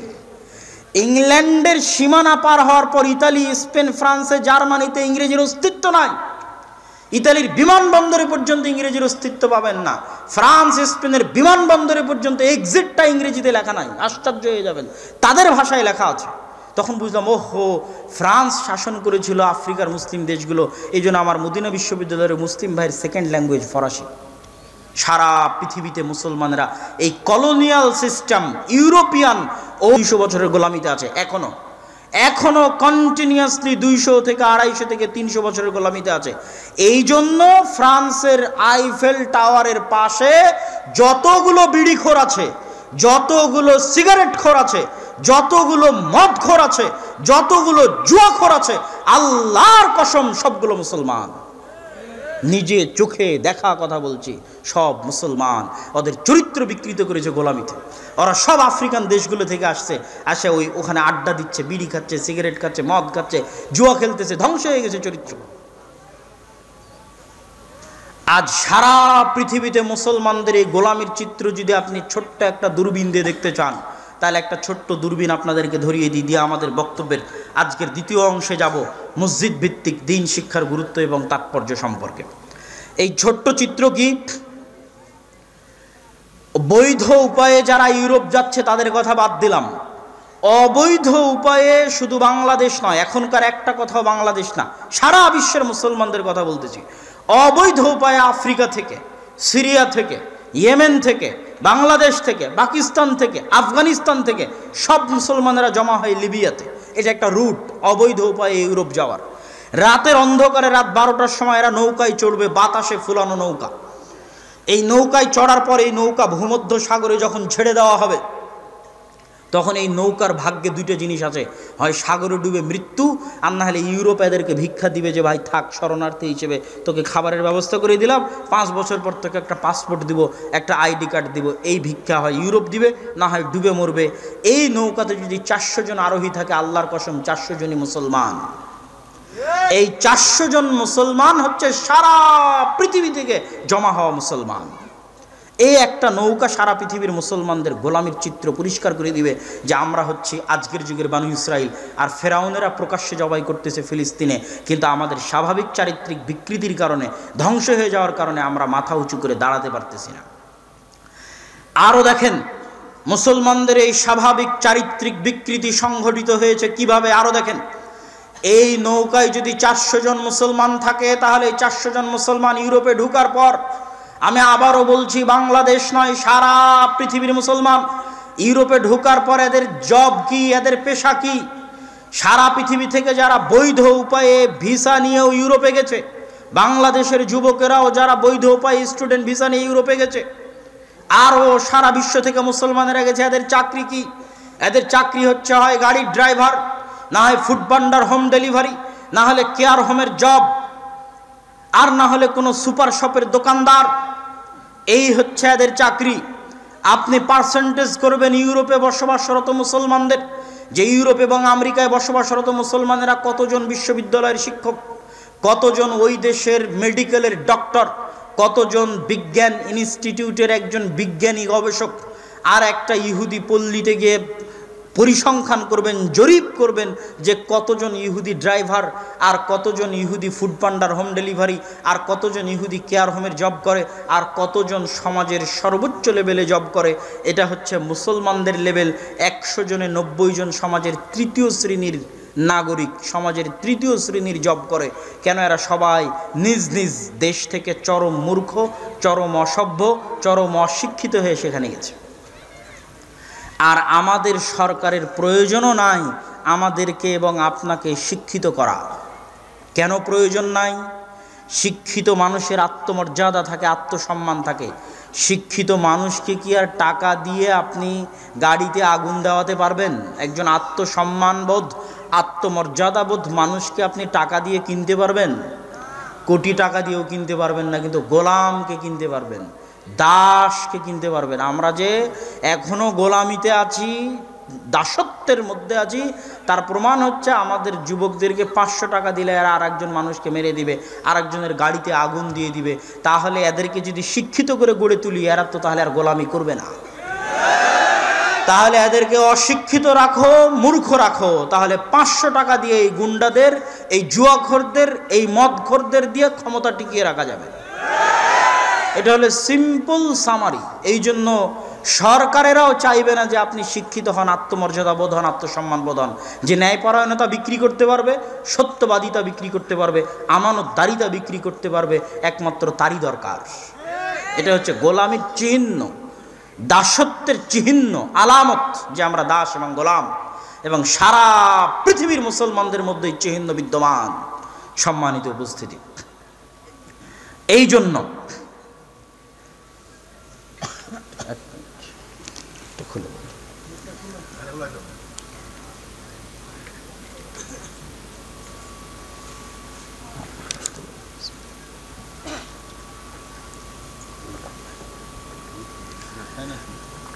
তো সারা বিশ্বের সমগ্র পৃথিবীর মুসলমানেরা শিক্ষা, দীক্ষা, আমানতদারিতা, সততা, ন্যায়পরায়ণতায় পিছিয়ে আছে, পিছিয়ে আছে। এই পিছিয়ে থাকা স্বচক্ষে দেখার পর, নিজ চোখে অনুভব করার পর, যে আমাদের কাছে আজকের যুগের ফেরাউনরা শিক্ষা এবং জ্ঞান বিক্রি করে, শিক্ষা এবং জ্ঞান বিক্রি করে আমাদেরকে গোলাম বানিয়ে রাখে। তারা শিক্ষিত, আমরা মূর্খ। একটা মাস্টার্স কোর্স 9 মাসের দাম 35 থেকে 40 লক্ষ বাংলাদেশি টাকা। একটা মাস্টার্স কোর্স 9 মাস, মূল্য বাংলাদেশি টাকা 35 থেকে 40 লক্ষ টাকা। তাহলে একটা 9 মাসের মাস্টার্স কোর্সের জন্য যদি 40 লক্ষ টাকা নেয়, তাহলে একটা পারমাণবিক বমের থিওরি দিতে কত কোটি টাকা নেবে? আর একটা বিমান কেমনে বানাতে হয়, বোয়িং আর এয়ারবাস কেমনে বানাতে হয়, ওইটা শিখাতে কত কোটি টাকা নিতে পারে? এই শিক্ষা বিক্রি করা হচ্ছে ফেরাউন আর এই বানু ইসরাইল, আজকের যুগের বানু ইসরাইল তথা আমরা বানু ইসমাইল, যারা আজকের যুগের বানু ইসরাইল হয়ে গেছে, তাদের মধ্যে ডিফারেন্স 500 বছরের। ওরা শিক্ষায় 500 বছর এগিয়ে, আমরা 500 বছর পিছিয়ে। আর একটা আমাদের দুর্ভাগ্য যে আমাদের যে সমস্ত মুসলমানদের হাতে আল্লাহ টাকা পয়সা দিয়েছিল, ধন দৌলত দিয়েছিল, এদেরকে কোন ইবলিস আর কোন শয়তানি বুদ্ধি দিল যে টাকা তোমরা পর্যটনে লাগাও, এই টাকা তোমরা বিনোদনে লাগাও। নাউজুবিল্লাহ। মধ্যপ্রাচ্যের দেশগুলো সেই টাকা বিনোদন আর পর্যটনে শেষ করে দিল। শিক্ষার পিছনে ফোকাসিং খরচ বিশ্বের কোনো মুসলিম দেশ করলো না, যে তারা শিক্ষায় উন্নত হবে, জ্ঞানে গুণে, আত্মমর্যাদা, আত্মসম্মানে উন্নত হবে, এই কাজ করলো না। সম্মানিত উপস্থিতি, এই রকম এক ভয়াবহ পরিস্থিতিতে মুসলমানদের উত্তরণের জন্যই, বিশেষ করে আমাদের দেশে আরও চলমান রানিং যে শিক্ষা কারিকুলাম আছে, এই শিক্ষা কারিকুলামে যেভাবে সন্তানদেরকে ধর্মহীন বা ধর্মবিদ্বেষী বা যেভাবে উলঙ্গপনা, বেহায়াপনা, নাচ এবং গানের মতো হারাম বিষয়কে প্রকাশ্যে স্কুলের সিলেবাসে অন্তর্ভুক্ত করে প্রকাশ্যে ওই নাচ এবং গান শেখানোর জন্য শিক্ষক নিয়োগ দিয়ে, শিক্ষককে মুসলমানদের ট্যাক্স আর করের টাকায় বেতন দিয়ে প্রকাশ্যে মুসলমানের সন্তানদেরকে নাচ এবং গান শেখানো হবে, বেহায়াপনা, উলঙ্গপনা, অশ্লীলতা শেখানো হবে, স্কুলে এই সকল কার্যক্রম সম্পন্ন।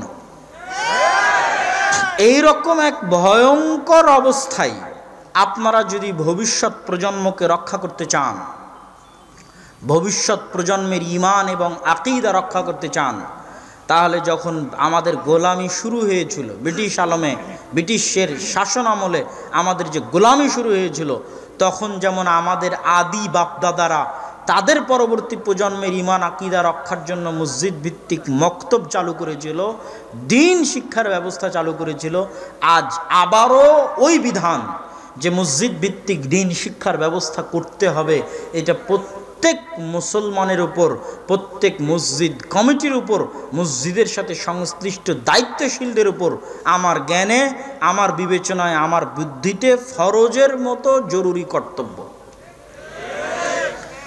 এই ফরজের মতো জরুরি কর্তব্য আরও কেন, আরও একটু খুলে বলি।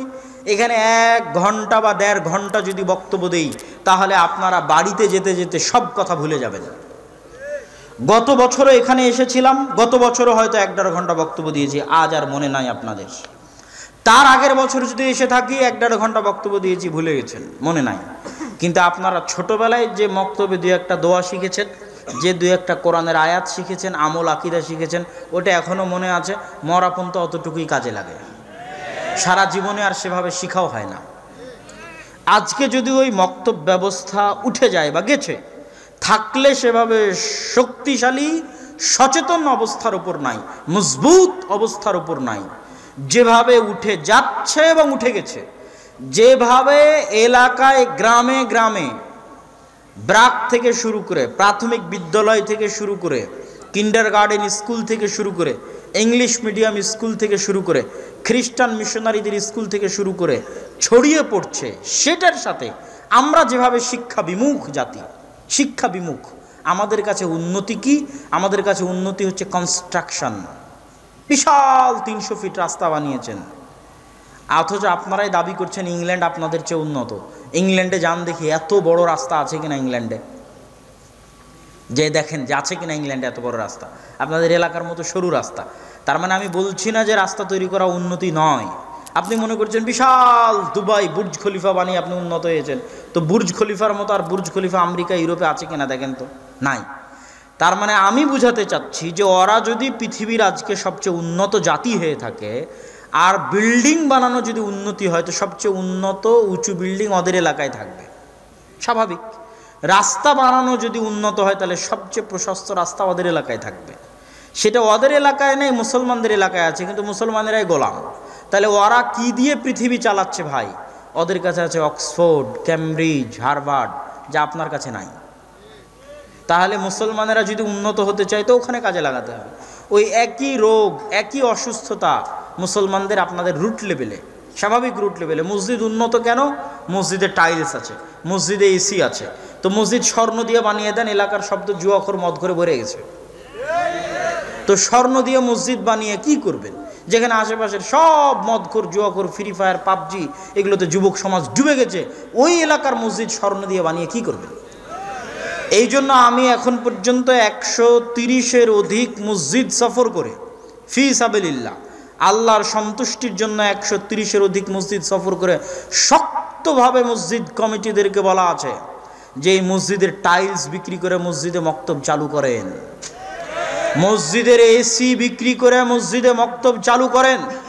এরকম অসংখ্য মসজিদে গেছি যেখানে মসজিদে এসি আছে, টাইলস আছে, কিন্তু মসজিদে মক্তব নাই। কোথাও মক্তব আছে বেহাল দশা, খোঁজ নেওয়ার কেউ নাই, দেখার কেউ নাই। কোথাও মক্তব আছে, কেউ একটু খোঁজ নিলে সবাই তাদের সন্তানদেরকে পাঠায় না, 5 জন, 10 জন, 40 জন, 50 জন, ভয়ঙ্কর করুণ অবস্থা। তাহলে আমাদের দৃষ্টিতে উন্নতি কি? আমাদের দৃষ্টিতে উন্নতি টাইলস মানে উন্নতি, এসি মানে উন্নতি। এই জন্য আমরা গোলাম। আমরা যদি আজকে এই মসজিদের দায়িত্ব কোনো 5 জন ইউরোপিয়ানকে দিয়ে দিই, তাহলে ওরা যদি এসে দেখে মসজিদ ফান্ডে 10 টাকা আছে, তাহলে 10 টাকার 5 টাকা আগে শিক্ষার জন্য ব্যয় করবে। এই জন্য ওরা পৃথিবীর শাসক। 10 টাকার 5 টাকা আগে জ্ঞানের উন্নতির জন্য ব্যয় করবে। এই জন্য ওরা পৃথিবীর শাসক। আর আমরা এই জন্য গোলাম, আমরা এই জন্য দাস, যে আমাদের কাছে এই শিক্ষা, এই জ্ঞানের কোনো মূল্য নাই। এই 1 ঘন্টার আলোচনা আপনারা সবাই ভুলে যাবেন, কিন্তু ওই মসজিদে যদি একটা শক্তিশালী মক্তব পরিচালিত হয়, যেই মক্তবের মাধ্যমে মৌলিকভাবে কোরআন শিখবে, মৌলিকভাবে দিন শিখবে, তাহলে সেই মৌলিক দিন শিক্ষা, মৌলিক কোরআন শিক্ষা স্থায়ী হবে, স্থায়ী। ওই বাচ্চা আর কোনো দিন ভুলবে না। তারপরে আর এক দল আসবে, আর এক দল আসবে, আর এক দল আসবে। সবচেয়ে বড় সাদাকায়ে জারিয়া হিসেবে আপনার জীবনে থেকে যাবে মসজিদ ভিত্তিক দিন শিক্ষার এই কার্যক্রম। আর দাওয়া ইলাল্লাহের পক্ষ থেকে আমরা সারা দেশে এখন পর্যন্ত 300টি মক্তব উদ্বোধন করেছি। মক্তব পরিচালনার জন্য সিলেবাস প্রণয়ন করা হয়েছে। উসমানী কায়দা এবং আদর্শ শিক্ষা, এই দুটো হচ্ছে আমাদের সিলেবাসের বই। আজকেও খোঁজ নিলে পেতে পারেন। এই বইয়ের উপর শিক্ষকদের ট্রেনিংয়ের ব্যবস্থা করা হয়েছে। আজকে এখন আল জামিয়া সালাফিয়া ডাঙ্গিপাড়া পবা রাজশাহীতে তৃতীয় ব্যাচের 10 দিন ব্যাপী ট্রেনিং চলতেছে, যেখানে বাংলাদেশের বিভিন্ন অঞ্চল থেকে 30-এর অধিক মক্তবের শিক্ষকেরা একত্রিত হয়েছে। দ্বিতীয় ব্যাচে 70 জন মক্তবের শিক্ষক ট্রেনিং নিয়েছে। প্রথম ব্যাচে 40 জন মক্তবের শিক্ষক ট্রেনিং নিয়েছে। আর এখন তৃতীয় ব্যাচের ট্রেনিং চলতেছে জামিয়া সালাফিয়া ডাঙ্গিপাড়া পবা রাজশাহীতে। এখন আজকেও ট্রেনিং নিচ্ছে। এই যে 40 জন, 70 জন, 30 জন, এদের সকলের যাতায়াত খরচ ফ্রি। আল জামিয়া সালাফিয়া বহন করবে, আর দাওয়া ইলাল্লাহ বহন করবে, করেছে। প্রথম ব্যাচে যারা এসেছে তাদেরকে যাতায়াত খরচ দেওয়া হয়েছে, দ্বিতীয় ব্যাচে যারা এসেছে তাদেরকে যাতায়াত খরচ দেওয়া হয়েছে, তৃতীয় ব্যাচে যারা আসবে তাদেরকেও যাতায়াত খরচ দেওয়া হবে। এদের থাকা এবং খাওয়া ফ্রি, আর দাওয়া ইলাল্লাহ বহন করবে। এদের প্রত্যেকের হাতে একটা করে মক্তবের জন্য 5টা থেকে 10টা করে কপি বই ওই মক্তবের ছাত্রদের জন্য ফ্রি দেওয়া হয়েছে। যতজন শিক্ষক এখানে ট্রেনিং নিতে এসেছে তার মক্তবের জন্য 5 থেকে 10 কপি করে বই আমাদের সাধ্য অনুযায়ী ফ্রি দেওয়া হয়েছে। তা এবং আমার পক্ষ থেকে ঘোষণা আছে, সমগ্র জাতির উদ্দেশ্যে ওপেন মাঠে ঘোষণা আছে যে আমি আব্দুল্লাহ বিন আব্দুর রাজ্জাক, আমাকে জালসার জন্য দাওয়াত দিয়ে আপনি ক্রয় করতে পারবেন না। যদি বলেন যে আপনাকে 50,000 দিব, 1 লাখ দিব, কিনতে পারবেন না, আমার প্রয়োজন নাই। কিন্তু আপনি বলেন যে আপনার এলাকার মসজিদে মক্তব চালু করবেন, আমার যাওয়ার দরকার আছে ওখানে, আমি ফি সাবিলিল্লাহ আপনার ওখানে যাব। এখন পর্যন্ত 140-এর কাছাকাছি মসজিদে গেছি, এখানেও এসেছি। দায়িত্বশীলেরা বলুক যেই দিন এসেছি সেই দিন তারা কোনো হাদিয়া আমাকে দিতে পেরেছে কিনা। এই 140টা মসজিদের দায়িত্বশীলেরা বলুক যে আব্দুল্লাহ বিন আব্দুর রাজ্জাক তাদের এলাকায় গেছিল, তারা হাদিয়া দিতে পেরেছে কিনা। জাতির সাথে ওয়াদা। এত কিছু করার পরও যদি আপনি আপনার মসজিদে মক্তব চালু না করেন, তাহলে এর জন্য আপনি দায়ী, আমি না। আপনি যদি আপনার মসজিদের মক্তব আর দাওয়া ইলাল্লাহর অধীনে দিয়ে আপনার শিক্ষককে ট্রেনিং দিয়ে শক্তিশালী না করেন, এত সুযোগ সুবিধা দেওয়ার পরও, এত চেষ্টা এবং পরিশ্রমের পরও, তাহলে কিয়ামতের মাঠে আপনি জবাবদিহি করবেন আল্লাহর সামনে, আমি না। অতএব জাতির সামনে উদাত্ত আহ্বান জানিয়ে যাচ্ছি, বাংলাদেশের প্রত্যেক মসজিদে, কি হানাফি কি আহলে হাদিস, হানাফিও যদি বলে এখানে আসতে হবে কোরআন শিক্ষার জন্য, আমি যেতে প্রস্তুত আছি। কি হানাফি কি আহলে হাদিস, প্রত্যেক মসজিদে দিন শিক্ষা, মসজিদ ভিত্তিক দিন শিক্ষা বাস্তবায়ন করতে হবে।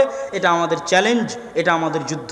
আর দাওয়া ইলাল্লাহর মাধ্যমে সারা দেশে আমরা এই যুদ্ধ, এই চ্যালেঞ্জ নিয়ে সফর করতেছি, চেষ্টা করতেছি আল্লাহর সন্তুষ্টির জন্য, জাতির স্বার্থে, মুসলিম জাতির স্বার্থে, নির্দিষ্ট কোনো গোত্র বা দলের জন্য নয়, মুসলমানদের সন্তানের স্বার্থে, মুসলমানদের ভবিষ্যৎ প্রজন্মের স্বার্থে, মুসলমানদের ভবিষ্যৎ স্বাধীনতা রক্ষার স্বার্থে, তাদের মান সম্মান ইজ্জত ইমান এবং আকীদা রক্ষার স্বার্থে।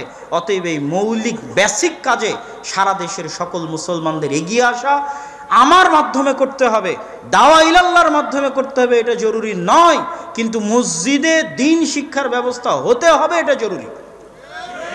শুধু কোরআন শিখিয়ে থামা যাবে না, মৌলিক দিন শিখাতে হবে। আমাদের যে দিন শিক্ষার যে বইটা আদর্শ শিক্ষা নামে লেখা আছে, সেখানে আদব কায়দা, কথাবার্তা, দোয়া, আকীদা, নবীর জীবনী সব কিছু অন্তর্ভুক্ত করা আছে। সালাত, অজু, মৌলিক দিন শিক্ষারও ব্যবস্থা মসজিদে থাকতে হবে। তো সকল ব্যবস্থাপনা দাওয়া ইলাল্লাহর কাছে আছে। যদি আমাদের যারা লাইভ দেখছেন তারাও দেখতে পারেন, যারা এখান থেকে উঠে যাবেন, যারা বই কেনার সময় আসবেন তারা আমাদের দায়িত্বশীলের সাথে যোগাযোগ করতে পারেন। লাইভে আমাদের যে ফর্ম দেওয়া আছে গুগল ফর্ম, ওটা পূরণ করলে ওইটার ভিত্তিতে আমরা ধীরে ধীরে সফর করতেছি। ওইটার ভিত্তিতে যোগাযোগ করে আমরা মসজিদের মক্তবের শিক্ষকদেরকে ডেকে ট্রেনিং দিয়ে তার এলাকায় মক্তব চালু করে দিচ্ছি।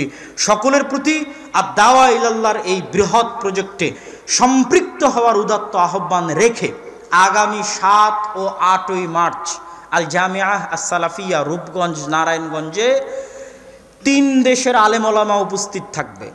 ভারতের আলেম ওলামা উপস্থিত থাকবে, সৌদি আরবের আলেম ওলামা উপস্থিত থাকবে, আর বাংলাদেশের আলেম ওলামা থাকবে ইনশাআল্লাহ।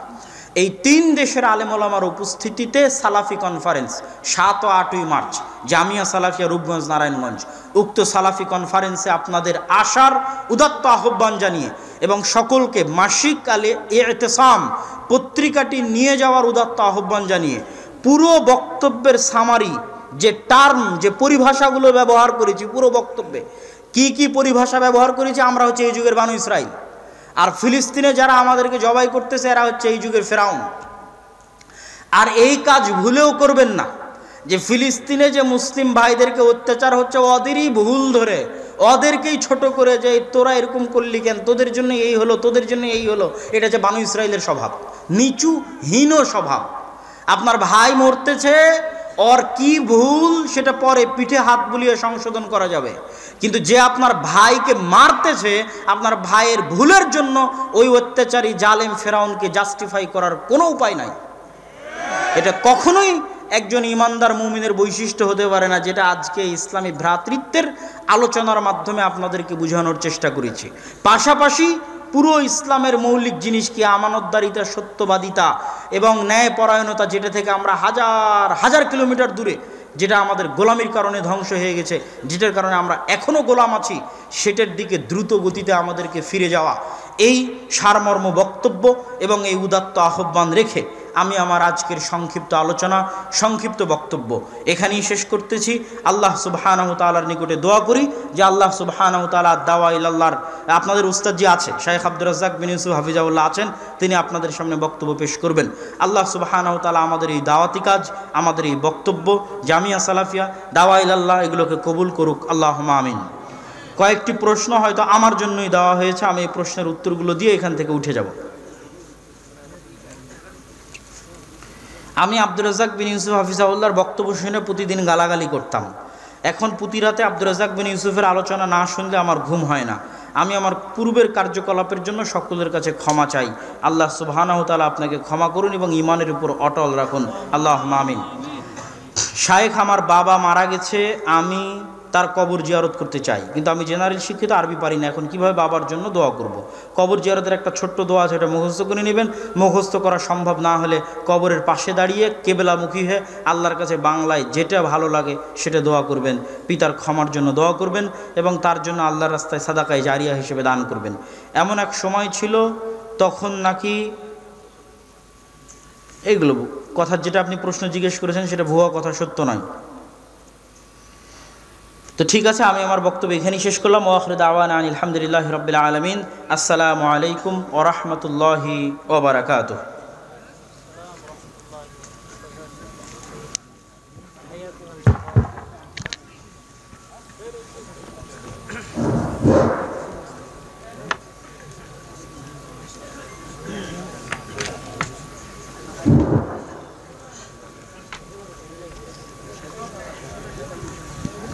কেউ উঠবেন না।